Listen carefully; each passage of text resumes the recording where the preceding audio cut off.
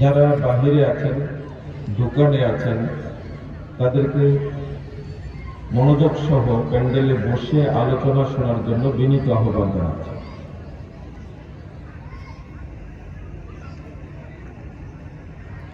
আমাদের পরিচয় ও দায়িত্ব এই বিষয়টা নিয়ে কথা বলবো ইনশাআল্লাহ। ওয়া তাওফীকি ইল্লা বিল্লাহ, আলাইহি তাওয়াক্কালতু ওয়া ইলাইহি উনীব। আপনারা অবগত আছেন যে বাংলাদেশ জমিয়ত আহলে হাদিসের উদ্যোগে আগামী 7 এবং 8 ফেব্রুয়ারি বাইপাইলের ঐতিহাসিক মাঠে মহাসম্মেলন অনুষ্ঠিত হবে ইনশাআল্লাহ। এই সম্মেলনটা হোক ঐক্যের প্রতীক, সালাফি আকীদা, আহলে হাদিস আকীদার ভাই বোনদের যে ঐক্যের প্ল্যাটফর্ম হয়,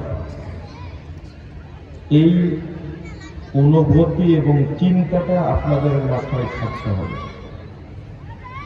আমি যে আলোচনাটা আজকে করব, এটা এখন শুনবেন, পরেও শোনার চেষ্টা করবেন বোঝার জন্য। আল্লাহ যেন আমাদের তৌফিক দান করেন, আমিন।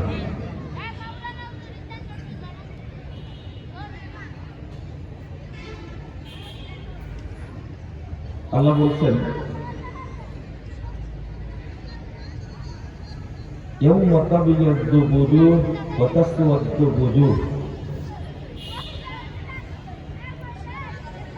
কিয়ামতের মাঠে কিছু মানুষের, কতক মানুষের মুখ হবে উজ্জ্বল, জান্নাতীদের চেহারার মতো চেহারা তাদের হবে। ওয়া তাসওয়াদ্দু বুজুহ। আর কিছু মানুষের, কতক মানুষের চেহারা হবে কালো, কুৎসিত, জাহান্নামীদের মতো চেহারা হবে। নাউযুবিল্লাহ। এরপর আল্লাহ বলছেন, ফাআম্মাল্লাযীনা সুওয়াদ্দাত ওয়ুজুহুহুম আকাফারতুম বা'দা ঈমানিকুম ফাযূকুল আযাবা বিমা কুনতুম তাকফুরুন। যাদের মুখটা উজ্জ্বল হবে, আল্লাহ তাদেরকে বলবেন, তোমরা কি ঈমান আনার পরে তোমরা কুফরি করেছো? ফাযূকুল আযাবা বিমা কুনতুম তাকফুরুন। তোমরা যেমন কুফরি করেছো তেমনি তোমরা শাস্তি ভোগ করো। তো এই আয়াতের ব্যাখ্যা দিতে গিয়ে ইবনে আব্বাস রাদিয়াল্লাহু আনহু তিনি বলছেন, তাবিয়াদ্দু বুজুহু আহলিস সুন্নাহ ওয়াল জামাআহ। কিয়ামতের মাঠে যাদের মুখ উজ্জ্বল হবে, যারা সম্মানিত হবে, তারা হলো আহলুস সুন্নাহ ওয়াল জামাতের মানুষ। বলেন আলহামদুলিল্লাহ। আবারও বলেন আলহামদুলিল্লাহ। ভাষাটা বুঝেন। এরপরে আল্লাহ বলছেন, এরপরে ইবনে আব্বাস রাদিয়াল্লাহু আনহু বলছেন, ওয়া তাসওয়াদ্দু বুজুহু আহলিল বিদআ ওয়াল ফুরকা। আর যারা বেদাতি এবং যারা জামাত থেকে বিভক্ত, বিচ্ছিন্ন, তাদের মুখটা হবে কালো, কুৎসিত, তারা অপমানিত হবে। আমরা এই বিষয়টা অতটা উপলব্ধি করি না এবং বুঝিও না। আহলুস সুন্নাহ ওয়াল জামাআহ, এই কথাটা একটু বুঝতে হবে। আমরা অনেকেই মনে করি যে আমার আকীদা ভালো, আমল ভালো, আমি জান্নাতে যাব। এটা কিন্তু বুঝতে ভুল। আহলুস সুন্নাহ হওয়ার পাশাপাশি ওয়াল জামাআহ হতে হবে। অর্থাৎ সুন্নাহর উপরে প্রতিষ্ঠিত থাকার পাশাপাশি থাকতে হবে জামাতবদ্ধ, ঐক্যবদ্ধ। আমি কি বুঝাতে পারলাম? এই জন্য সুন্দর নাম হলো আহলুস সুন্নাহ ওয়াল জামাআহ। মনে থাকবে?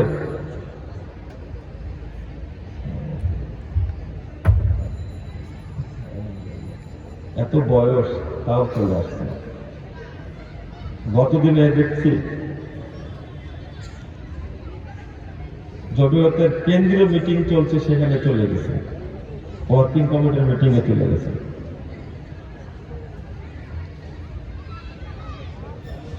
প্রফেসর ডক্টর আব্দুল বারী রাহিমাহুল্লাহর সাথে কাজ করা মানুষ, বয়স হয়ে গেলেও সে লোকটা সামলাতে পারেন না, অনেক ইতিহাস জানেন।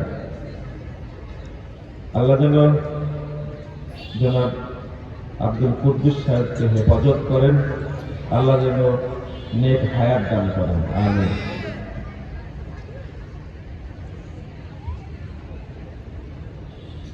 কি যেন বলছিলাম, ভুলে গেছি। আহলে সুন্নাহ ওয়াল জামাআহ, জি, আহলে সুন্নাহ ওয়াল জামাআহ, এই কথাটা এত সুন্দর। আপনাদের একটা জবাব পাবেন এখানে একটা জবাব পাবেন। কিছু মানুষ বলে আমাদের পরিচয় দিতে হবে কি বলে? মুসলিম বলে, তাই না? তাহলে এইটা ইবনে আব্বাস কিন্তু জানতেন না, বোঝা গেল।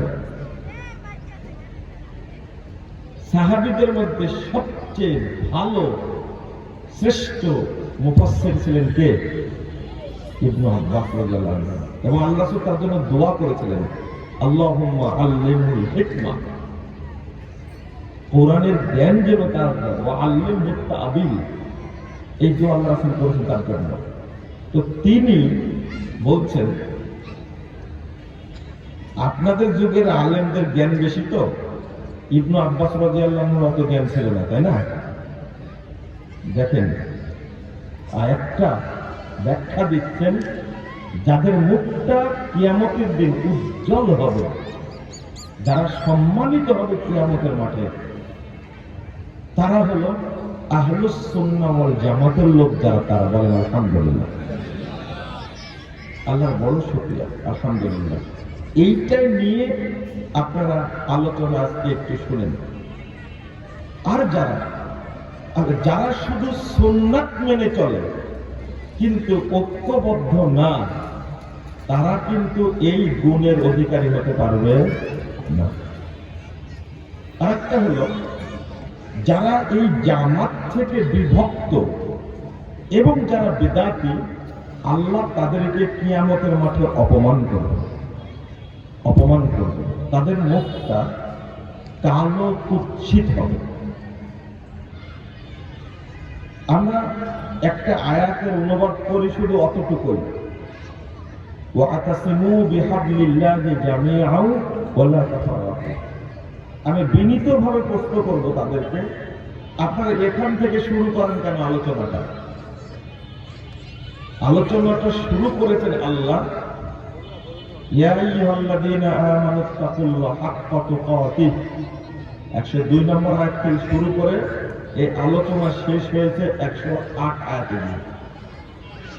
এই পুরো বিষয়ে একটা আলোচনা আছে, কিন্তু আমরা শুধু বলি ওয়াতাসিমু বিহাবলিল্লাহি জামিআন ওয়া লা তাফাররাকু। এমনকি এই আয়াতের মধ্যে যে কথাগুলো বলা হয়েছে সেটা আমরা অনুবাদ করি না। আমরা এই আয়াতটার অনুবাদ করি কি, তোমরা আল্লাহর রজ্জুকে ঐক্যবদ্ধভাবে শক্তভাবে কি ধরো। তো ওসমান রাদিয়াল্লাহু আনহু অনুবাদ করছেন, ইলজামু জামাতাকুম, তোমরা তোমাদের ঐক্যকে শক্ত করে ধরো, লা তাসিরু আহজাবা, দলে দলে বিভক্ত হইও না। আপনার অর্থটা সুন্দর না ওসমান রাদিয়াল্লাহু অর্থটা সুন্দর? বলে তো দেখি।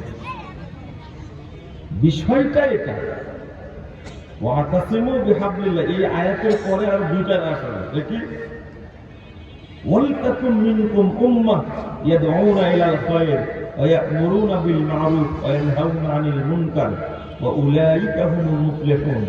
তারপরে বলেছেন, ওয়ালা তাকুনু কাল্লাযীনা তাফাররাকু ওয়াখতালাফু মিন বা'দ মা জাআহুমুল বায়িনাত ওয়া উলাইকা লাহুম আযাবুন আযীম। তারপরে বলছেন ইয়াউমা তাবিয়াদ্দু বুজুহু ওয়া তাসওয়াদ্দু বুজুহ, একই সূত্রে দেখা আয়াতগুলো। তাহলে উসমান রাদিয়াল্লাহু আনহুর অর্থটা কি? ইলজামু জামাতাকুম, তোমাদের ঐক্যকে তোমরা শক্ত করে ধরে রাখো। ওয়ালা তাসিরু আহজাবা, তোমরা দলে দলে বিভক্ত বিচ্ছিন্ন হয়ে যেও না। আয়াতের অর্থ কিন্তু এটাই, ওয়াতাসিমু বিহাবলিল্লাহি জামিআও ওয়ালা তাফাররাকু। আমরা উল্টাটা করেছি।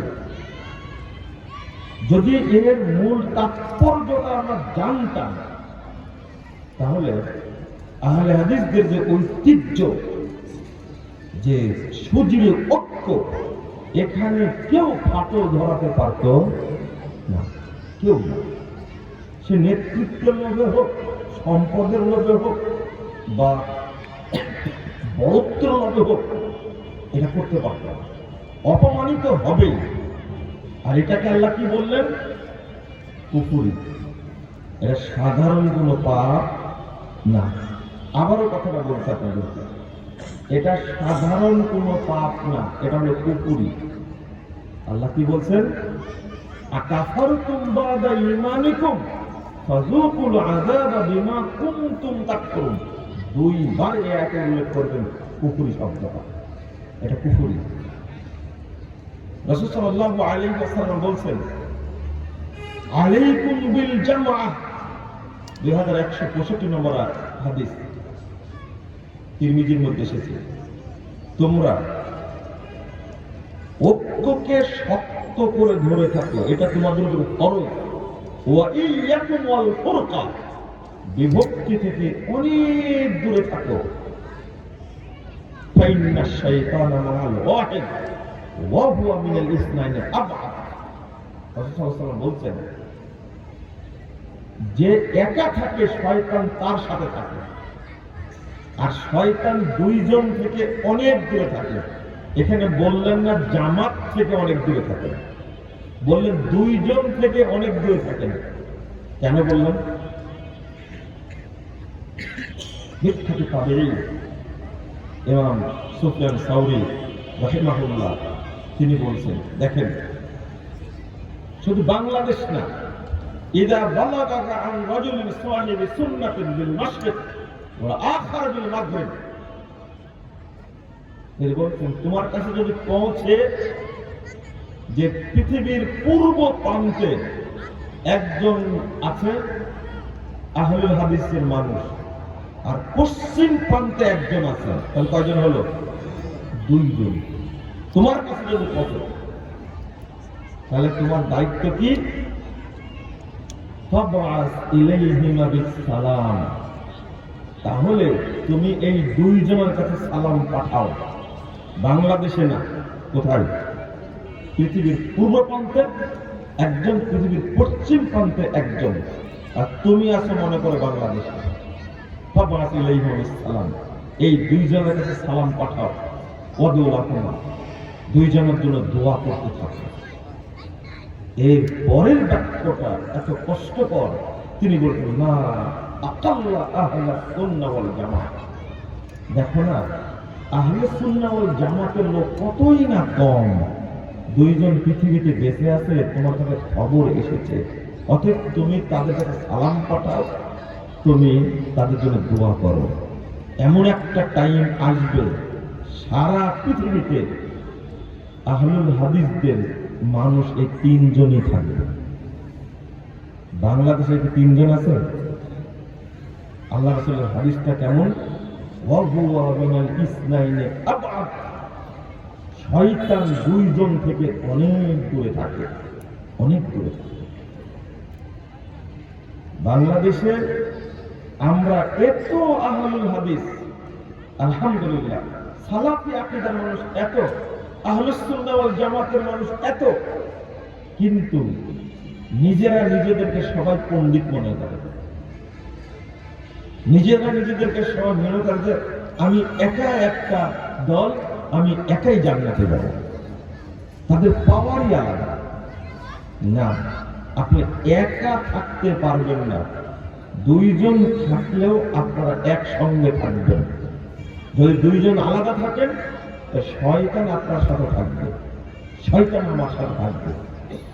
এটা আমার বক্তব্য না, রাসূল সাল্লাল্লাহু আলাইহি ওয়াসাল্লাম বলছেন। এত কড়া জিনিস এটা, এটা এতটা জটিল ব্যাপার, মনে হয় এই বিষয়টা আমরা মানুষকে বোঝাতে পারি না। যখন কেউ দলের মধ্যে, জামাতের মধ্যে বিশৃঙ্খলা তৈরি করে, বিশৃঙ্খলা যখন তৈরি করে তখন কি বলেন? তখন বহিষ্কার করেন আপনারা, তাই না? 1852 নম্বর হাদিস সহিহ মুসলিমের মধ্যে এসেছে। মুহাম্মদুর রাসূলুল্লাহ সাল্লাল্লাহু আলাইহি ওয়াসাল্লাম বলছেন, ইন্নাহু সাতাকুনু উম্মতি হানাতুন ওয়া হানাত, অচিরেই তোমাদের আমার উম্মতের মধ্যে এইটা নিয়ে ইখতিলাফ, ওইটা নিয়ে বিভক্তি, এটা শুরু হবে। যখন আল্লাহ রাসূল সাল্লাল্লাহু আলাইহি ওয়াসাল্লাম বলছেন, মান আরাদা আন ইউফাররিকা আমরা হাযিহিল উম্মাহ ওয়া হিয়া জামি', যখন তোমরা দেখতে পাবে কোন ব্যক্তি জামাতকে বিভক্ত করার জন্য ষড়যন্ত্র করছে, বিচ্ছিন্ন করার চেষ্টা করছে, ফাজরিবুহু বিস-সাইফ কাইনান মান কান, এমন ভাষা বললেন এই ব্যক্তি যে পর্যায়ে হোক না কেন তাকে পিঠে তরবারি দ্বারা আঘাত করে। আর সহিহ বুখারী ইবারত হলো ফাকতুলু কাইনান মান কান, তোমরা ওই ব্যক্তিকে হত্যা করো, সে যেই হোক না কেন। আমরা সাধারণ বহিষ্কার করলে অনেক তোলপাড় করি, তাই না? বুঝেন না মনে কথাটা? যদি খালি বুঝতে পারি এই লোকটা ঝামেলা করছে, তখন কি করি? বহিষ্কার করি, এটাই সহ্য হয় না। কিন্তু রাসূলের ভাষা কি বহিষ্কার? বলেন তো কি? ফাসরিবুহু বিস-সাইফ কাইনান মান কান, তাহলে এই জিনিসটা কিন্তু খুব একটা মানে ভালো জিনিস না। আপনি চাইলে, আপনি বিভক্ত হতে হলে কিছু কাজ করা লাগবে না? কি কাজ করা লাগবে না? কাজ করা লাগবে, গণসংযোগ করা লাগবে, তারপরে তো আপনি একটা আলাদা দল তৈরি করবেন, তাই না? এইটা বুঝতে পারলে যেহেতু আল্লাহ রাসূল বলছেন ওয়া হিয়া জামি', ফাকতুলু ফাজরিবুহু বিস-সাইফ কাইনান মান কান, তাকে তরবারি দিয়ে আঘাত করে তার পিঠে। এত কড়া কথা বললেন রাসূল সাল্লাল্লাহু আলাইহি ওয়াসাল্লাম। 4020 নম্বর হাদিস নাসাইর মধ্যে এসেছে। মুহাম্মদ রাসূলুল্লাহ সাল্লাল্লাহু আলাইহি ওয়াসাল্লাম বলেন, যখন কোন ব্যক্তি জামাত থেকে দূরে চলে যায়, ফাইন্না শাইতানা মা'আল ফারকাল জামাত ইয়ারকুবু, হাদিসটা শুনেছেন কিনা জানি না, আজকে শুনেন, যে যখনই বিচ্ছিন্ন হয়ে যায় তখন শয়তান তার পিছে লাথি মারতে পারে। ও যতদিন বেঁচে থাকবে ততদিন লাথি মারতে মারতে মারতে দূরে নিয়ে চলে যাবে। কোথায় নিয়ে যায় বলেন তো? কোথায়? জাহান্নাম, তাই না? রাসূল সাল্লাল্লাহু আলাইহি ওয়াসাল্লাম বলছেন, আল জামাতু রাহমাতুন ওয়াল ফুরকা আযাব, মানে জাহান্নাম। মান শাযযা শাযযা ফিন্নার, যে বিচ্ছিন্ন হয়ে গেল সাথে সাথে জাহান্নামে নিক্ষিপ্ত হলো। এই কথাগুলো যদি আমাদের মাথায় থাকে তখন কেউ কি বিচ্ছিন্ন ভাবে থাকতে পারবে না? কেউ থাকতে পারবে না। আসলে এই কথাগুলো বুঝি না, আর আলোচনাও হয় না, আলোচনা তো করতে চাই না। মানে ঐক্য আমরা চাই না, ঐক্য চাই না। একজন লোক আমার কাছে এসে খুব সুন্দর একটা প্রস্তাব দিয়েছিল। প্রস্তাবটা শুনবেন আপনারা? শুনেন প্রস্তাবটা কেমন লাগে। বলছেন যে আপনি খুব ভালো একটা কাজ করেছেন, কিন্তু কষ্ট পাচ্ছি, জমিয়ত আহলে হাদিসের প্রোগ্রামগুলোতে আপনি যাচ্ছেন। আমি বললাম যে কি করতে হবে? তখন উনি বলছেন যে আপনি একা একটা ব্যক্তি, আপনি একটা সংগঠন করে ফেলেন, আপনাকে আমির বানাই দিই, সারা দেশের আহলে হাদিসরা ঐক্যবদ্ধ হবে। প্রস্তাবটা কেমন ছিল? খুব ভালো প্রস্তাব, তাই না? আমি ওনাকে বললাম যে ইবলিস শয়তান আপনাকে ছাড়া কাউকে পেল না এই প্রস্তাবটা দেওয়ার জন্য। কি বললেন? আমি বললাম যে এই ধরনের নোংরা প্রস্তাব নিয়ে আসছেন, আপনি চাচ্ছেন যে আহলে হাদিসরা আরো বিভক্ত হোক। এই প্রস্তাব আর কার কাছে নিয়ে গেছেন? আপনার বয়স তো অনেক হয়েছে, কিন্তু বয়সটা আপনার অনেক হয়েছে, এই প্রস্তাব আর কার কাছে নিয়ে গেছেন? দেখছেন কত সার। আর এই প্রস্তাবের পক্ষে লোক কি একজনও পাবো না? আরে হিরো আলমের যদি লোক থাকে, আমার একজন লোক নাই, চামচা পাবো না? কিছু চামচা বুঝেন নি মনে কথা, তাই না? চামচা পাওয়া যাবে না।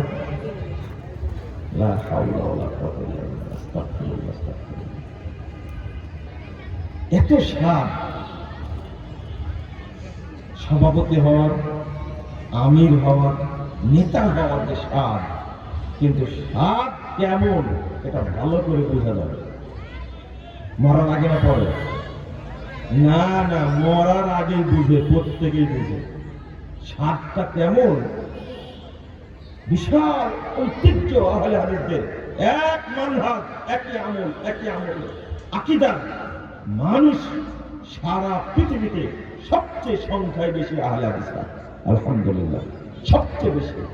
বাংলাদেশ চিন্তা করেন আপনি, যারা আজকে নিজেদেরকে মাযহাবী বলে, হানাফি বলে, বাংলাদেশে কোনো হানাফি না, হয় দেওবন্দি না হলে বেরোবে, তাই না? হানাফি তো তিনি, যিনি ইমাম আবু হানিফা রাহিমাহুল্লাহর আকীদা এবং আমল মেনে চলেন, তিনি তো কি হানাফি। কিন্তু বাংলাদেশে ইমাম আবু হানিফার আকীদাও নাই, আমলও নাই, এরা হলো আশআরী আর মাতুরিদী। তাও কত ভাগে বিভক্ত? 1989 সালের গণনা হলো 2,98,000 শুধু পিডি আছে। এখন বাড়ছে না কমছে? প্রত্যেকের আলাদা আলাদা অনুসারী নেই, বুঝেন নি মনে, তাই না? অনুসারী আছে না? তাহলে কত ভাগে ভাগ হয়েছে? এখন তো 2025 সাল চলছে, ভাগ কমছে না বাড়ছে? এক একজন খেলাফত দিয়ে গেছে 30 জন 35 জন করে, যোগ করেন তাহলে কত দল আছে। কিন্তু এত বৃহৎ জনগোষ্ঠীকে ষড়যন্ত্রপূর্বক বিভক্ত করে রাখা হয়েছে। আল্লাহ যেন আমাদেরকে হেফাজত করেন, বলেন আমিন। আপনারা কথাটা একটু মনে রাখবেন। আরেকটা খুব দুঃখজনক একটা কথা আমি বলছি, এটার মনোযোগ লাগবে কথাটা শোনার জন্য, বলবো একটু, আপনাদের মনোযোগ লাগবে কথাটা শোনার জন্য। একটা হাদিস খুব প্রচলিত, আমরা বলি আল জামাআতু মা ওয়াফাকাল হক্ক ওয়া ইন কুনতা ওয়াহদাক। শুনেন, এই ছোট্ট একটা বাক্য দিয়ে আহলে হাদিসদেরকে আজও বিভক্ত করে রাখা হয়েছে। শুনে দিক তাকে না ভালো করে, কথাটা আরো কড়া করে বলছি, আরো কড়া করে বলছি। এই ছোট্ট একটা বাক্য ব্যবহার করে বাংলাদেশে আহলে হাদিসদেরকে আজও বিভক্ত করে রাখা হয়েছে, কিন্তু ব্যাখ্যাটা হলো মিথ্যা ব্যাখ্যা, চরম মিথ্যাটা। 46 নম্বর খণ্ডের তারিখে ইবনে আসাকিরের মধ্যে হাদিসটি বর্ণিত, হাদিসটি আসহাব ইবনে মাসউদ রাদিয়াল্লাহু আনহুর বক্তব্য। কথাটা খুব সুন্দর, সনদ সহিহ। ইমাম আলবানী রাহিমাহুল্লাহ বলছেন এই আসহারের সনদ সহিহ। 246 নম্বর খণ্ডের 204 পৃষ্ঠার মধ্যে আসছে সম্ভবত, কিন্তু পৃষ্ঠা নম্বরটা উল্টাপাল্টা হয়ে গেল মনে হয়। হাদিসটা কি? যদি হকের সাথে মিল থাকে, আল জামাআতু মা ওয়াফাকাল হক্ক, জামাত তাকেই বলে যেটা হকের সাথে মিল আছে, ওয়া ইন কুনতা ওয়াহদাক, যদিও তুমি একজন হও। তাহলে যিনি চিটাগঙ্গে আছেন তিনি মনে করছেন আমি একাই হকের উপরে আছি, ঠিক না? যিনি সিলেটে আছেন তিনি মনে করছেন আমি একাই হকের উপরে আছি। যিনি নরসিংদীতে আছেন তিনি মনে করছেন আমি কি একাই হকের উপরে আছি, হকের সাথে মিল আছে, তাই না? হকের সাথে মিল আছে। অর্থাৎ কে কি করছে দেখার বিষয় নাই, আমি একাই জান্নাতে যাব, আমি একাই জামাত, আমি একাই কি জামাত, তাই না? কত সুন্দর। আপনারা বুঝতে পারলেন কি হাদিসটা? কিন্তু হাদিসের মূল কাহিনীটা কি জানেন? হাদিসের মূল কাহিনী এটা এতটুকু হাদিস না। কেন ফুল হাদিসটা উল্লেখ করা গেল না? ফুল হাদিসটা উল্লেখ করলে মানুষ বুঝতে পারত যে না, উল্লেখ করা হয় না। মূল হাদিসটা হলো ইবনে মাসউদ রাদিয়াল্লাহু আনহু দুইটা মাসালা এই জায়গায় আছে। কয়টা মাসালা? দুইটা। একটা হলো জামাত কাকে বলে, আর আরেকটা হলো কেউ যদি ওয়াক্ত মোতাবেক সালাত পড়ে নেয় আগে, তো জামাতের নেকি পাবে কিনা? যে সমস্ত জায়গাতে সালাত দেরিতে হয়, হয় না? আপনি আসর পড়তেন কয়টা? 3:30টায়। কয়টায়? 3:30টায়। আর কেউ কেউ পড়তে কয়টা? 4:30টায়। নাকি আরো পড়ে মনে হয় 5:45টায় পড়ছে। এখন আপনি যদি একাই জামাত করেন, একাই সালাত করেন, জামাতের নাকি পাবেন কিনা? এই দুইটা প্রশ্নের উত্তর একসঙ্গে দিচ্ছেন ইবনে মাসউদ রাদিয়াল্লাহু আনহু। তাবেঈ, বিখ্যাত তাবেঈ আমর ইবনে মাইমুন, তাকে জিজ্ঞেস করছেন যে আতাদরি মাল জামাত,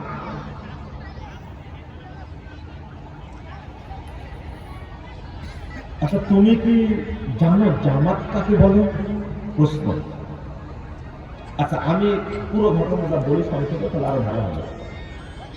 ইবনে মাসউদ রাদিয়াল্লাহু আনহু তিনি এই হাদিসটা উল্লেখ করলেন, আলাইকুম বিল জামাত, তোমরা সব সময় ঐক্যবদ্ধ থাকবে। এক পরক্ষণে বলছেন যদি জামাত দেরিতে হয় তাহলে তোমরা আগে সালাত পড়ে নিবে। তো আমর ইবনে মাইমুন বলছেন, একবার বললেন তোমরা জামাতকে শক্ত ধরে রাখো, আবার এখন বলছেন আপনি যদি জামাত দেরিতে হয় তাহলে আগে কি পড়ে নিও, এটাই জামাত। আমরা কি করব? তখন ইবনে মাসউদ রাদিয়াল্লাহু আনহু বলছেন, আর তারপরে প্রথম বলছেন, আমি জানি এই এলাকার বড় আলেম ইয়ামানের আমর ইবনে মাইমুন, তুমি এই এলাকার বড় আলেম, তাদের মাল জামাত, তাহলে কি তুমি জামাত কাকে বলে তুমি জানো? তখন বলছে আমি জামাত বলতে কি বোঝায় আমি এটা জানি না।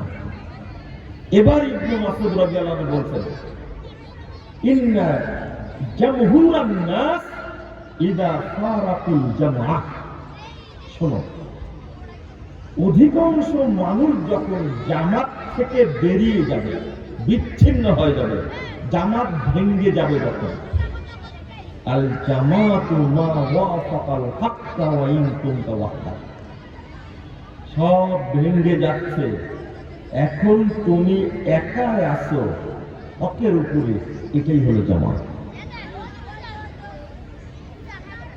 আগে যেটা বুঝলেন আর এখন যেটা বুঝলেন এক হলো, আমাদের কি হলো বলে তো দেখুন, আবার বলতে হবে। এটা সুন্দর বলেছেন যে আবার বলেন। ইবনে মাসউদ রাদিয়াল্লাহু আনহু তখন বললেন, যখন জামাত ভেঙে মানুষ কি হয়ে যাবে, বিভক্ত হয়ে যাবে, তখন জামাত কোনটা? আল জামাত মা ওয়াফাল হাক্কা ওয়া ওয়াফা। এখন তুমি একাই জামাতের উপরে আছো, এটাই হলো হক। সব চলে গেছে, সব বেরিয়ে গেল, ওরা হলো বাতিল, তুমি একা আছো, এটাই হলো হক। তাহলে কি বোঝা গেল? কি আগেরটার মতো হল না উল্টা হলো?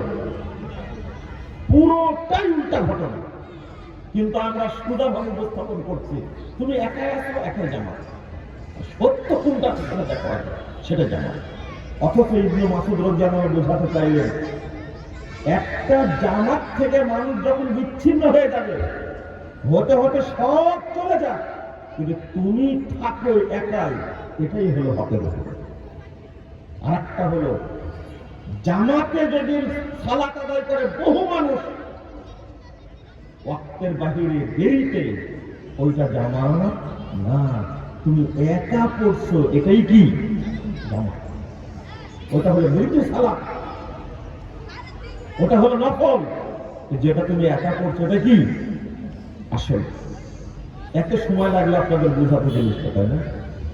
আচ্ছা, আমার বুঝবেন না, এই হাদিসের ব্যাখ্যা দিতে গিয়ে ইমাম নুয়াইম ইবনে হাম্মাদ রাহিমাহুল্লাহ তিনি বলছেন, ইযা ফাসাদাতিল জামা, যখন দেখছো ঐক্য ভেঙে সব জামাত নষ্ট হয়ে যাচ্ছে, এটা দেখেন, আপনি অনুবাদ করেন, ইযা ফাসাদাতিল জামা, জামাতের ঐক্য ভেঙে যখন জামাত বিপর্যস্ত হচ্ছে, নষ্ট হয়ে যাচ্ছে, ফাআলাইকা বিমা কানাত ফিল জামাআহ, তখন তোমার উপরে আবশ্যক হলো জামাত যেভাবে আছে ওইভাবেই থাকা। ক্বাবলা আন তাফসুদা, জামাত একেবারে ধ্বংস হওয়ার আগ পর্যন্ত তুমি একাই থাকবে। ওয়া আনতা হিনাইদিন আল জামাআহ, এখন তুমি একজন আছো, একা একটা জামাত। কি পাওয়া গেল তাহলে? এই হাদিস বুঝাতে চেয়েছেন ইবনে মাসউদ রাদিয়াল্লাহু আনহু যে একটা জামাত থেকে মানুষ যদি বেরিয়েও যায়, কি তোমাকে বেরিয়ে হওয়া যাওয়া যাবে না, তুমি একাই থাকো, এটাই হলো হক। আর আমরা এতদিন অর্থ করে আসছি একাই থাকো, হকের উপরে থাকলে একাই জান্নাতে যাবে। একাই জান্নাতে যাওয়ার কোনো দলিল আছে? আপনার নেতাকে জোরে বলেন, আপনার ইমামকে জোরে বলেন। কি জং ধরেছে নাকি? জোরে বলেন তো, আপনার ইমামকে? মুহাম্মদ সাল্লাল্লাহু আলাইহি সাল্লাম। রাগ করছেন, বুঝছেন না আমার কথা, তাই না? মুহাম্মদ সাল্লাল্লাহু আলাইহি সাল্লাম 10 বছর বলার পরে তাই বুঝেন, আর আজকে বললে বুঝবেন আপনারা? মুহাম্মদ সাল্লাল্লাহু আলাইহি সাল্লাম নেতা হবেন। আল্লাহ রাসূল সাল্লাল্লাহু আলাইহি সাল্লাম বলছেন 4597 নম্বর হাদিস আবু দাউদের মধ্যে এসেছে, রাসূল সাল্লাল্লাহু আলাইহি সাল্লাম বললেন, বনী ইসরাঈলরা বিভক্ত হয়েছিল 72 দলে, আমার উম্মত বিভক্ত হবে কয় দলে? 73 দলে। সব জাহান্নামে যাবে, একটি ব্যতীত। পরিচয় দিয়ে বলছেন, সেটা কি? এই হাদিসের সনদ সহিহ, সনদ সহিহ। আল্লাহ রাসূল বললেন, ওয়াহিয়াল জামাআহ, যারা ঐক্যবদ্ধ থাকবে তারাই জান্নাতে যাবে। ওয়াহিয়াল জামাআহ, এটা সহিহ হাদিস। আর আরেকটা হাদিস তিরমিজিতে যে আসছে 2641 নম্বর হাদিস, ওই হাদিসে আসছে, মা আনা আলাইহি ওয়া আসহাবি, আমি এবং আমার সাহাবীরা যে নীতির উপরে আছি, এই নীতির উপরে যারা থাকবে তারাই কি জান্নাতি। সনদ হাসান। এর সনদ হাসান এক দরজার নিচে, আর সহিহ সনদ এক দরজার উপরে হলো ওয়াহিয়াল জামাআহ, যেটা ঐক্যবদ্ধ কাফেলা, আল্লাহ রাসূল এবং সাহাবীদের নীতির উপরে থাকবে তারা জান্নাতে যাবে। আপনি একাই জান্নাতে যাবেন, তাই না? কি গর্বের সাথে বলছেন, ইন্না ইব্রাহিমা কানা উম্মাতান কানিতান লিল্লাহি হানিফা, ইব্রাহিম একাই একটা উম্মত ছিল, আমি একাই হকের উপরে আছি, আমি একাই জান্নাতে যাব। কি কি দাপট, একাই জান্নাতে যাবেন, তাই না? দলিল কই? একাই জান্নাতে যাবেন আপনি? মুহাম্মদ সাল্লাল্লাহু আলাইহি ওয়াসাল্লাম আপনাকে নিয়ে জান্নাতে যাবে সব উম্মত বাদ দিয়ে? কোথায় পেয়েছেন আপনি? ওই হাদিসটা যোগ লাগাইছে এই আয়াতের সাথে। ইব্রাহিম একাই ছিল, আমি একাই আছি, আমি একাই থাকবো হকের উপরে, আমি একাই জান্নাতে যাব। এই সুন্দর কথা বলে আহলে হাদিসদেরকে এখনো বিভক্ত করে রাখা হয়েছে। ভাই ভুল, আমি আবারও বলছি ভুল। এই হাদিসের অর্থ এটা না, এটা হলো মানহাজ মধ্যে বুঝতে হবে, নিজের মতো হাদিস বুঝলে চলবে। কি মর্যাদা, মর্যাদা ফেলে রাখছি আমরা আহলে হাদিসদের সম্পর্কে। আজকে কুচক্রীরা, নাউজুবিল্লাহ, জ্ঞান পাপী যারা, তারা মন্তব্য করে আহলে হাদিসরা হলো ইংরেজদের দালাল, বলে না? তারা বলে যারা আহলে হাদিস আমরা সহ্য করতে পারে না, সারা বাংলাদেশে বুখারী পড়ানো হয়, সারা বছর ইমাম বুখারীর জন্য বদনাম করা হয়। ইমাম বুখারীর চোখে দেখতে পারে না, কিন্তু বুখারী পড়ায়, খতমে বুখারী করে সারা বছরের ইনকাম করে। সেই বুখারী সহ্য করতে পারে না। কেন পারে না জানেন? আমি যে আয়াতটা শুরুতে পড়েছি, এই আয়াতের আগে আরেকটা আয়াত বলি। আল্লাহ বলছেন, ইয়াউমা নাদু কুল্লা উনাসিন বিইমামিহিম, কাল কিয়ামতের মাঠে আমি প্রত্যেককে তার ইমাম সহ ডাকবো। ইমাম ইবনে কাসির রাহিমাহুল্লাহ এই আয়াতের ব্যাখ্যা করতে গিয়ে তিনি নকল করছেন, ফাহাদা আকবারু শারাফুল লিআসহাবিল হাদিস লিআন্না ইমামাহুমুন নবী সাল্লাল্লাহু আলাইহি ওয়াসাল্লাম। এই আয়াতের মধ্যে আহলে হাদিসদের জন্য বিশাল মর্যাদা রয়েছে, কারণ কাল কিয়ামতের মাঠে তাদের ইমাম হবেন স্বয়ং মুহাম্মদুর রাসূলুল্লাহ সাল্লাল্লাহু আলাইহি ওয়াসাল্লাম। 4478 নম্বর হাদিস সহিহ বুখারীর মধ্যে এসেছে। ইমাম বুখারী আয়াত নিয়ে আসছেন, ওয়াকাযালিকা জাআলনাকুম ওয়াসাতান লিতাকুনু শুহাদা আন-নাস ওয়া ইয়াকুনা আর-রাসূলু আলাইকুম শাহীদা। 143 নম্বর আয়াত সূরা বাকারা। এই আয়াতটা নিয়ে এসে ইমাম বুখারী উল্লেখ করছেন, আল্লাহর এই উদানো নূহকে ডাকা হবে, নূহ আলাইহিস সালামকে ডাকা হবে। তিনি জিজ্ঞেস করলেন, তুমি কি তোমার উম্মতকে সতর্ক করেছো? তখন বলছিল, হ্যাঁ করেছি। নূহের উম্মতকে আল্লাহ জিজ্ঞেস করবেন, এই নূহের উম্মত, তোমরা কি নূহকে দেখেছো? নূহকে দাওয়াত নিয়ে গেছিল? নূহ আলাইহিস সালামের উম্মত ডাইরেক্ট ঝাড়ি অস্বীকার, মা জানা নাযীর, আমাদের নূহ তো দূরের কথা, আমাদের কাছে কেউ আসে না। কত বড় মিথ্যুক ভাই, চিন্তা করতে পারছেন? সবচেয়ে বেশি দাওয়াত দিয়েছেন কে? 500 বছর, 950 বছর দাওয়াত দিয়েছেন। কিয়ামতের মাঠে আল্লাহর সামনে ডাইরেক্ট অস্বীকার, মা জানা নাযীর, আরে নূহ তো দূরের কথা, আমাদের কাছে কেউ আসে না।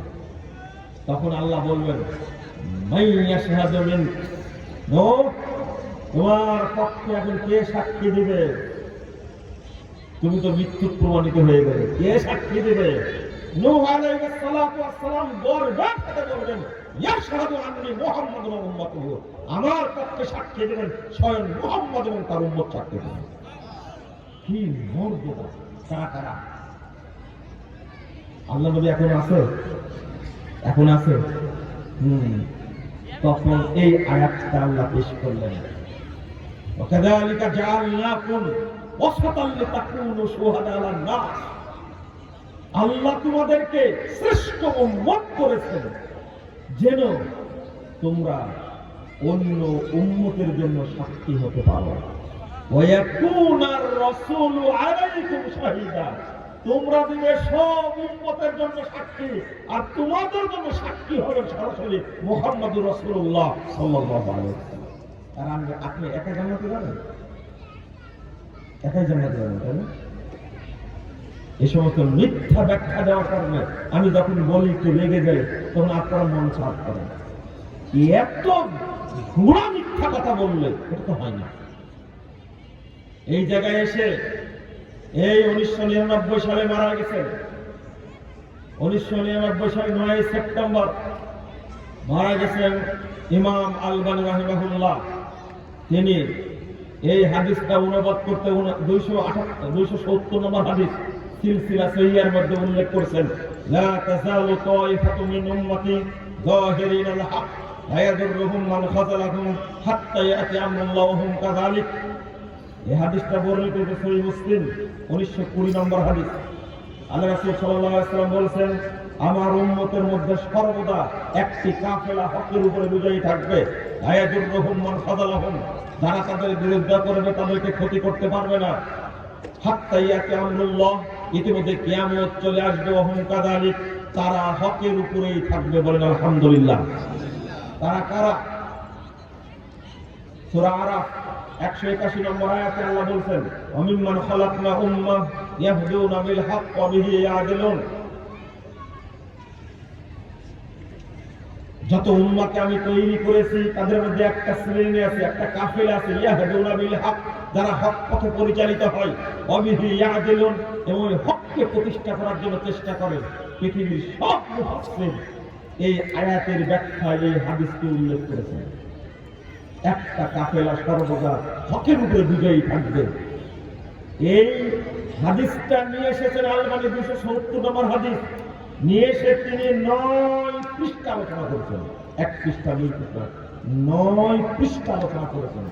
শেষের মন্তব্যটা এত চমৎকার। অন্যান্য ইমামদের কথাগুলো তিনি উল্লেখ করেছেন। এই হাদিস সম্পর্কে যদি আপনি জিজ্ঞেস করেন ইমাম শাফিঈ রাহিমাহুল্লাহকে, তিনি কি বলছেন? লাউ ইস্তাকবালতু মাস্তাকবারতু মিন আমরি মা হাদাসতু ইল্লা মা আজমা আলাইহি আহলুল হাদিস। একজন বিখ্যাত তাবী, জন্ম হলো 22 হিজরিতে, মৃত্যু হলো 104 হিজরিতে। ওই সময়েও যদি আহলুল হাদিসদের কথা থাকে, আপনি পান না? আপনি কেমনে বলেন যে আহলে হাদিসরা জঙ্গি? আহলে হাদিসরা 200 বছর আগে তৈরি হয়েছে। কত বড় মিথ্যুক ভাইয়েরা, কেমনে মিথ্যা কথা বলে? ও গালি কেন দেওয়া হয় শুনেন, আমি একটু একটু করে বলি। ধৈর্য আছে, ধৈর্য আছে, মনোযোগ আছে তো? আরেকটু টাইম আছে, আমার বেশি না, আরেকটু টাইম আছে। একটু ধৈর্য ধারণ করেন, এটা অপেক্ষা করেন। যদি 22 হিজরিতে জন্ম নেওয়া তিনি এই কথা বলতে পারেন, 74 হিজরিতে মারা গেছেন, 7 নববী বর্ষে তিনি জন্ম নিয়েছেন। তিনি হলেন আবু সাঈদ খুদরী রাদিয়াল্লাহু আনহু। সনদটা হাসান, 1741 নম্বর হাদিস। তিনি একজন সাহাবী। তিনি বলছেন, তিনি যখন কোন যুবকদেরকে দেখতেন তিনি বলেন মারহাবান বিওয়াসিয়াতি রাসূলিল্লাহ সাল্লাল্লাহু আলাইহি ওয়াসাল্লাম, আমারানা আন নুওয়াসিয়া লাকুল মাজলিস ওয়া আন নুফাইহিমা লাকুল হাদিস ফাইন্নাকুম খুলুফুনা ওয়া আহলুল হাদিস বা'দানা।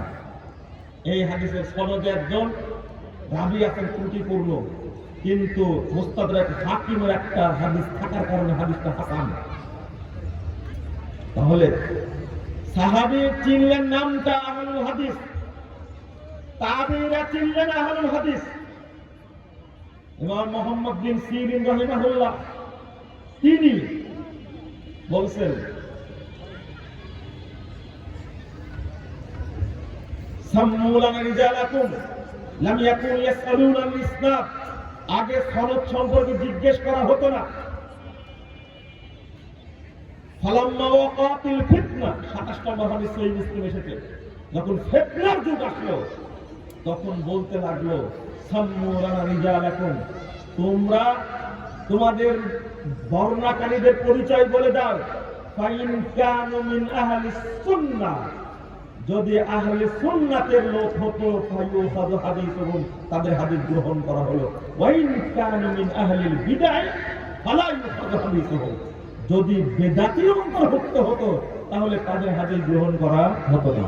আহলে সুন্নাহ কথাটাকে পাওয়া গেল। আগে বলে গেছি, যারা বলে শুধু মুসলিম পরিচয় দিতে হবে, তাদের এটা ভুল ধারণা। কি ধারণা? ভুল ধারণা। মাজার পূজারী বলেন পাক্কা মুসলিম, কবর পূজারী বলেন পাক্কা মুসলিম, কাদিয়ানীরাও বলে কাদিয়ানী মুসলিম জামাত, বলে না মুসলিম কথা। কিন্তু আহলে হাদিস বলে পরিচয় দেওয়া অত সহজ না, আহলে সুন্নাহ ওয়াল জামাত বলে পরিচয় দেওয়া অত সহজ না। কিন্তু আজকে বাংলাদেশে আহলে সুন্নাহ ওয়াল জামাত নামে অনেকেই গজে উঠছে। আর ইমাম আহমদ রাহিমাহুল্লাহ মারা গেছেন 241 হিজরিতে, সেই সময় তিনি বলেছেন আহলুর রায় ইয়াসুম্মুনা আসহাবাস সুন্নাহ নাবিতাতান ওয়া হাকিয়াতান। এই বেদাতীরা নিজেদের নাম রেখেছে আহলুস সুন্নাহ ওয়াল জামাত, ধৃষ্টতা প্রদর্শন করে। কি ভাষাটা? নাবিতাতান ওয়া হাকিয়াতান। তারা নিজেদের মানে ধূর্ততা প্রমাণ করার জন্য নিজেদের নাম রাখতে আহলুস সুন্নাহ ওয়াল জামাত। আজকে প্রতিবাদ করতে 241 হিজরি আগে প্রতিবাদ করেছে। আজকে নাম দিয়েছে বহরম সুন্নি। কি সুন্নি?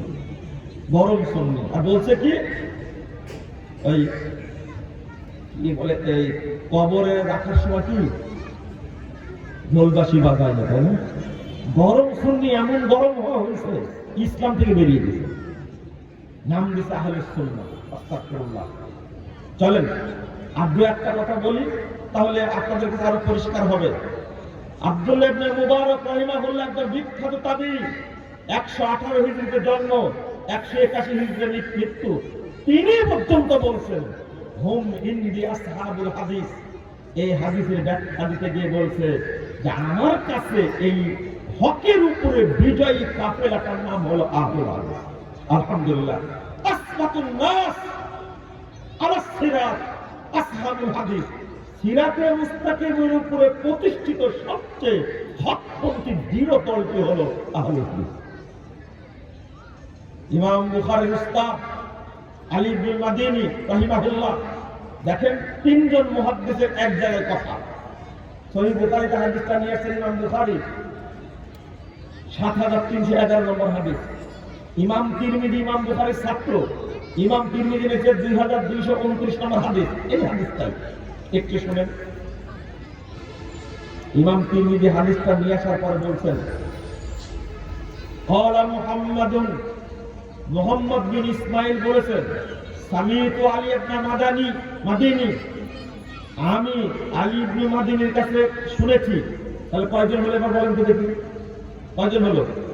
ভুলে গেছেন। ইমাম তিরমিজি বলছেন আমি ইমাম বুখারীকে বলতে শুনেছি। ইমাম বুখারী বলছেন আমি আমার উস্তাদ, সবচেয়ে শ্রেষ্ঠ উস্তাদ হলো আলী ইবনে মাদিনী রাহিমাহুল্লাহ। তিনি হলেন ইমাম বুখারীর 1000 উস্তাদের শ্রেষ্ঠ উস্তাদ। তিনি ইমাম বুখারী বলছেন আমি তার কাছে শুনেছি। তাহলে কয়জন হলো? দুইজন হলো, তিনজন। মাশাআল্লাহ। ইমাম তিরমিজি বলছেন আমি ইমাম বুখারীকে বলতে শুনেছি। ইমাম বুখারী বলছেন আমি আমার উস্তাদ আলী ইবনে মাদিনীকে বলতে শুনেছি। লাতাযালু তায়িফাতুম মিন উম্মতি যাহিরুল হক হুম আহলুল হাদিস। এরাই হলো আহলে হাদিস। আপনি তিরমিজি খুলেন, ও ইমাম তিরমিজি বড় অপরাধ করে ফেলেছে, কেন আহলে হাদিস শব্দটা উল্লেখ করে অপরাধ করেছে। ইমাম বুখারী বলছেন হুম আহলুল ইলম, আর খালকু আফআলিল ইবাদ এই বইটার মধ্যে ইমাম বুখারী বলছেন হুম আসহাবুল হাদিস। এই দলটি কাফেলাটা হলো শ্রেণীর নাম হলো আহলুল হাদিস। আর সহিহ বুখারীর মধ্যে বলতে আহলুল ইলম, দুই জায়গায় দুই কথা বললেন। দেখেন আলহামদুলিল্লাহ। ইমাম আলবানী কি বলছে দেখেন এবার। আলবানীর জন্ম এই শতাব্দীতে, তিনি এই 270 নম্বর হাদিসের মধ্যে উল্লেখ করতে গিয়ে এবার বলছেন লা মুনাফাতা বাইনাহু ওয়া বাইনা মা ক্বাবলা কামা হুয়া যাহির। আহলুল ইলম আর আসহাবুল হাদিস এর মধ্যে কোনো বৈপরীত্য নাই। ফা ইন্না আহলাল ইলম হুম আহলুল হাদিস। যারাই আহলুল ইলম তারাই হলো আহলুল হাদিস। বলেন আলহামদুলিল্লাহ। কি দরকার ছিল ইমাম বুখারীর দুইটা কথা এক জায়গায় নিয়ে এসে এইভাবে বলা? এই জন্য তো ইমাম আলবানীকে বলে বাংলাদেশে এ হলো ইহুদি খ্রিস্টানদের দালাল। বুঝেননি কথা? আলবানীকে গালি দিবেই তো, কেন দিবে না? 270 নম্বর হাদিসের মধ্যে উল্লেখ করতে যে 9 পৃষ্ঠা আলোচনা করেছেন। আমি একটা একটা করে বলতে চাচ্ছিলাম তো কত সময় পাবো না। আলবানী রাহিমাহুল্লাহ শেষ কথাটা বলি। তিনি বলছেন হুম আহলুল হাদিস হাশারানাল্লাহু মাহুম। তারা হলো আহলুল হাদিস, আল্লাহ যেন আমাদেরকে তাদের সাথে একত্রিত করেন। আলবানী এত বড় মুহাদ্দিস, তিনি যদি বলতে পারেন আল্লাহ তুমি আহলেদের মধ্যে আমাকে অন্তর্ভুক্ত করে নাও, আর আপনারা ঐক্য চান না, তাই না? ঐক্য চান না আপনারা, তাই না? দু একজন আলেম উলামার কারণে আহলে হাদিসরা সবাই বিভক্ত থাকবে? না, হতেই পারে না, হতেই পারে না। এরপর আলবানী রাহিমাহুল্লাহ বলছেন লা ইয়াতাসাবুনা লিকাউলি শাখসিন মুআয়্যানিন মাহমা আলা ওয়াসাল্লা হাশা মুহাম্মাদান সাল্লাল্লাহু আলাইহি ওয়াসাল্লাম। আহলে হাদিসগণ আল্লাহর নবী মুহাম্মদ ব্যতীত অন্য কোন ব্যক্তির কথাকে প্রাধান্য দেন না, ওই ব্যক্তি যত বড়ই হোক না কেন। একবারে পরিষ্কার কথা। ফাইন্নাহুম ইয়াতাআসসাবুনা লিআকওয়ালি আইম্মাতিহিম। পৃথিবীতে যত দল দেখবে সব নিজেদের ইমামের বক্তব্য গ্রহণ করে। ওয়া আহলুল হাদিস ইয়াতাআসসাবুনা লিআকওয়ালি নাবিয়িহিম। আর আহলে হাদিসগণ কেবল তাদের নবীর বক্তব্য ধরে। তারপরে বলছেন ফালা আযাবা বাদা হাযাল বায়ান। আমি যে বক্তব্য পেশ করলাম আশ্চর্য হওয়ার কিছু নেই, হতবাক হওয়ার কিছু নেই, বিস্মিত হওয়ার কিছু নাই। ইন্না আইয়াকুনু আসহাবুল হাদিস আহলুল হাদিস হুম ওয়াইফাতুল যাহিরা ওয়াল ফিরকাতুন নাজিয়া ওয়াল উম্মাতুল ওয়াসাত আশ-শুহাদা। বলতে গেছে এই আহলুল হাদিসরাই হলো বিজয়ী কাফেলা, তারাই হলো মুক্তিপ্রাপ্ত দল, তারাই হলো শ্রেষ্ঠ উম্মত। কাল কিয়ামতের মাঠে সমস্ত উম্মতের পক্ষে এরাই সাক্ষী দিবে। আশ-শুহাদা ওয়াল খালক। আল্লাহর নবী কি এখন বেঁচে আছেন? বেঁচে আছেন? এই বেদাতীদের বিপক্ষে সাক্ষী দিবে কে? উত্তর দেন। এটাই হলো বড় সমস্যা। আপনি তাকে কেন দেখছেন না? কে বেদাতি আর মাজার পূজারী কবর দেখছেন না? কাল কিয়ামতের মাঠে আল্লাহর কাছে সাক্ষী আপনাকে দেওয়া লাগবে। এত বড় মর্যাদার মানুষ আমরা, আর নিজেদের মর্যাদা আমরা ভুলে গেছি। নাউযুবিল্লাহ। আলবানী উল্লেখ করছেন জেল খাটা মানুষ সিরিয়াতে 2 বার জেল খেটেছে। এই মানুষটা এইভাবে কথা বলতে লাগলেন। আর একজন মানুষ ইমাম খতিব বাগদাদী রাহিমাহুল্লাহ। আরেকটা কথা বলি, ওইটা বলার আগে আমাকে একটা কথা শোনাতে হবে। সেটা হলো 375 হিজরিতে, এই 375 হিজরিতে উপমহাদেশে সফরে আসছিলেন ইমাম শামসুদ্দিন মাকদিসি রাহিমাহুল্লাহ। তার একটা কিতাবের নাম হলো আহসানুত তাকাসিম ফি মারিফাতিল আকালিম। ইমাম শামসুদ্দিন মাকদিসি, তার জন্ম হলো 370 হিজরিতে, মৃত্যু হলো 380 হিজরিতে। তিনি এসেছিলেন 375 হিজরিতে। মনে থাকবে আপনাদের, মনে থাকবেন। আবার শুনলাম 375 হিজরিতে এসে এই উপমহাদেশ সম্পর্কে লিখতে গিয়ে আহসানুত তাকাসিম ফি মারিফাতিল আকালিম এই গ্রন্থের 447 পৃষ্ঠায় উল্লেখ করেছেন মাযাহিবুহুম। এই এলাকার অনেকগুলো মাযহাব ছিল। আকসারুহুম আসহাবু হাদিসিন। তবে সবচেয়ে বেশি সংখ্যায় লোক ছিল আহলুল হাদিস। তাহলে আহসানুত তাকাসিম বইটাকে আপনি হজম করতে পারবেন? পারবেন? আমার কাছে 1908 সালের একটা প্রিন্ট আছে। কত বছর আগে হলো তাহলে? বুঝেননি মনে কথা? 1908 সালের প্রিন্ট আছে আমার কাছে। আপনি গোপন করবেন কি করে? 1994 সালের প্রিন্ট আছে আমার কাছে একটা। আপনি গোপন করতে পারবেন না। খুলে দেখে ও ইবনু বতুতার কথা আপনার পছন্দ হয়, এত বড় ইমামের রিপোর্ট পছন্দ হয় না, তিনি রিপোর্ট পেশ করছেন। তারপরে তিনি সিরিয়া সম্পর্কে বলছেন ওয়াল আমালু ফিহি আলা মাযহাবি আসহাবিল হাদিস। সিরিয়ার আমলটাই ছিল আহলে হাদিস মাযহাবের উপরে। বলেন আলহামদুলিল্লাহ। হেজাজ সম্পর্কে তিনি বলছেন, হেজাজ সম্পর্কে তিনি বলছেন পুরোটাই ছিল আহলে হাদিস এলাকার মানুষ। তাই এলাকার মানুষ ছিল আহলে হাদিস। আর একটা তথ্য, উসুলউদ্দিন ইমাম আব্দুল কাহের তিনি উল্লেখ করছেন, তার বইয়ের নাম হলো উসুলউদ্দিন। 313 পৃষ্ঠায় তিনি উল্লেখ করছেন। এইটা শোনার একদম ভালো করে কান সারা করে শুনেন। 429 হিজরির কথা। কত হিজরি? 429 হিজরি।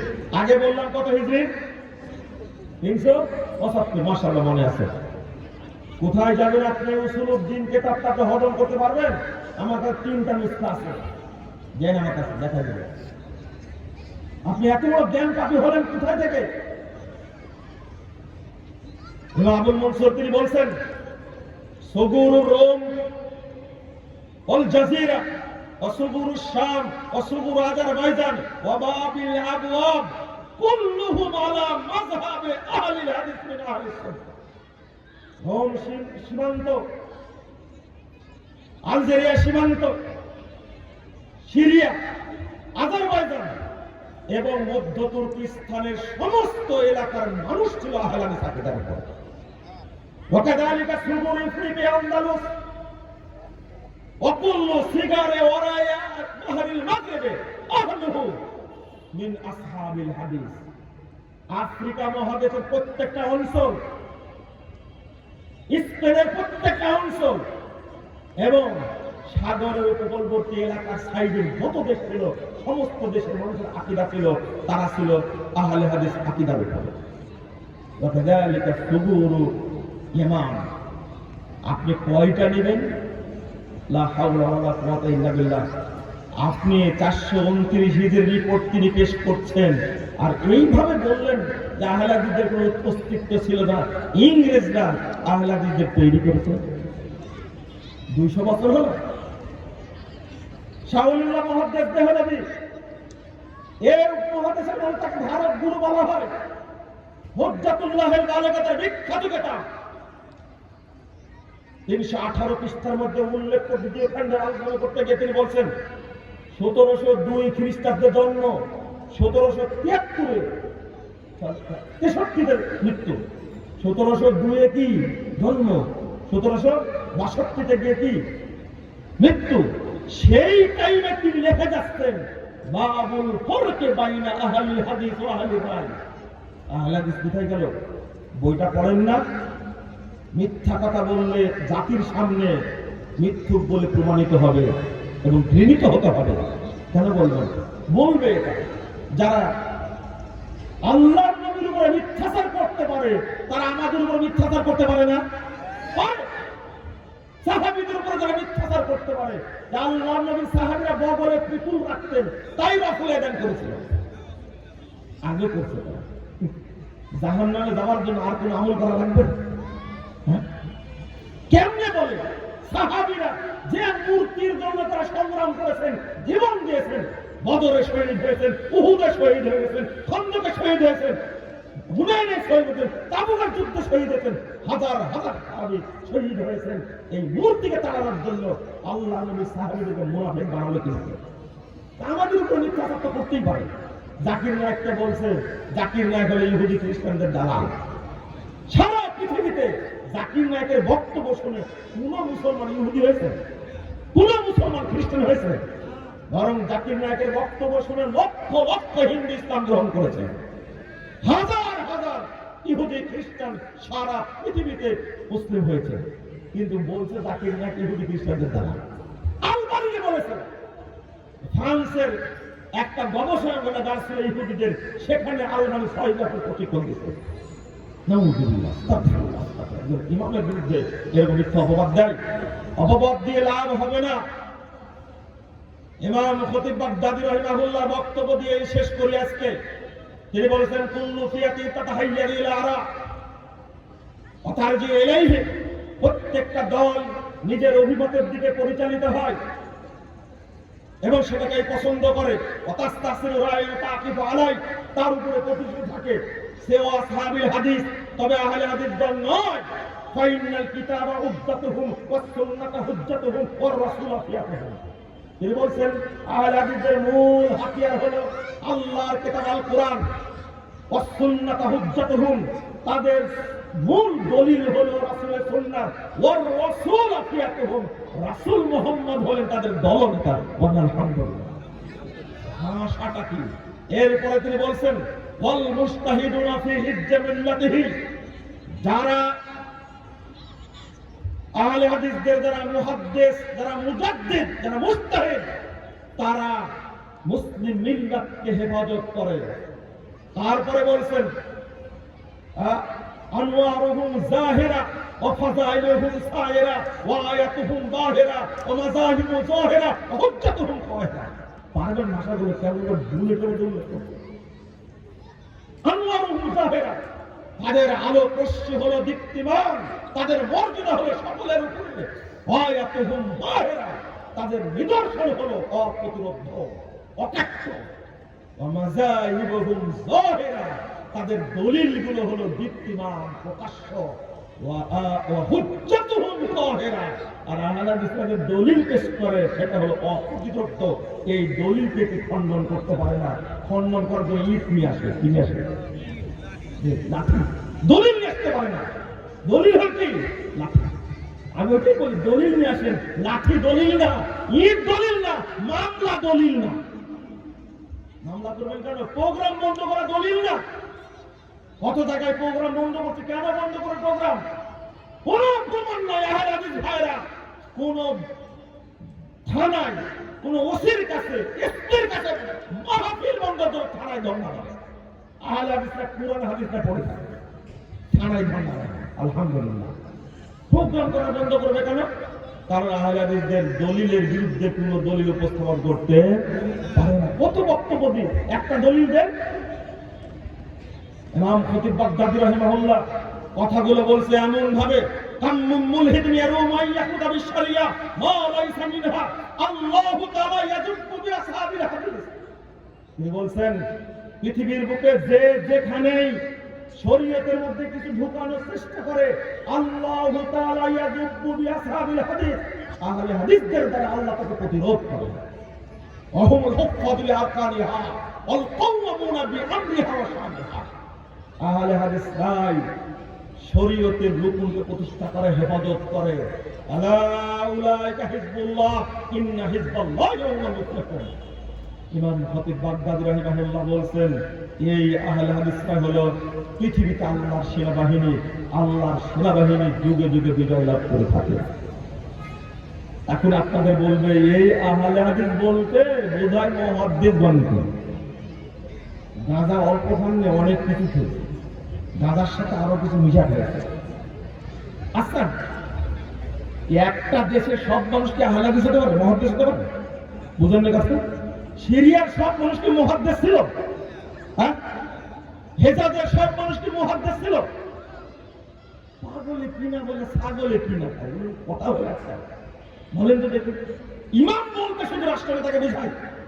মসজিদের ইমাম ইমাম না, হাদিসের ইমাম ইমাম না, ফিকহের ইমাম ইমাম না? একটা পরিভাষা দ্বারা শুধু এক শ্রেণীর মানুষকে বোঝায়? এটা বোঝার জ্ঞান না। আল্লাহ যেন আমাদের বোঝার তৌফিক দান করেন, আমিন।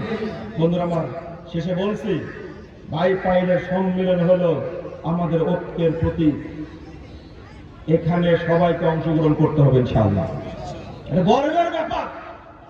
আর আগে যেটা বলেছি মনে রাখবেন, যে কোনো মূল্যে ঐক্যবদ্ধ থাকতে হবে।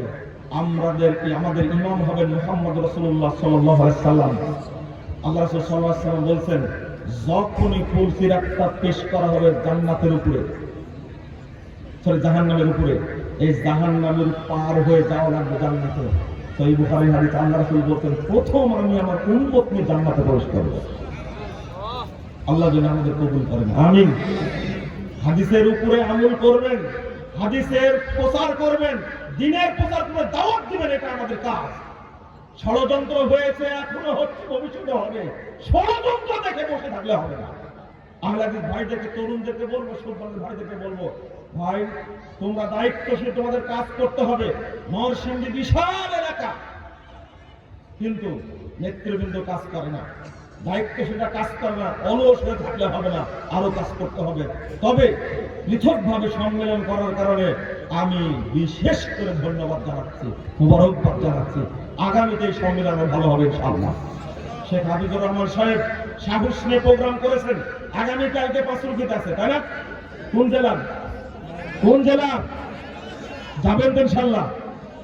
যাবেন না মনে হয়? না বলছে আমরা তো নরসিংদী যাবো কেন, তাই না? ওরা তো আসেনি, আসছে না?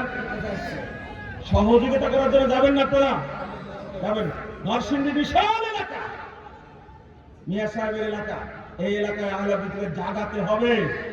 আমি মনে করেছিলাম সম্মেলনটা জমবে না, কিন্তু আমি খেয়াল করিনি যে সাধারণত শেষে বক্তব্য দিতে লোক আসেনি কেন, তাই মনে করছিলাম।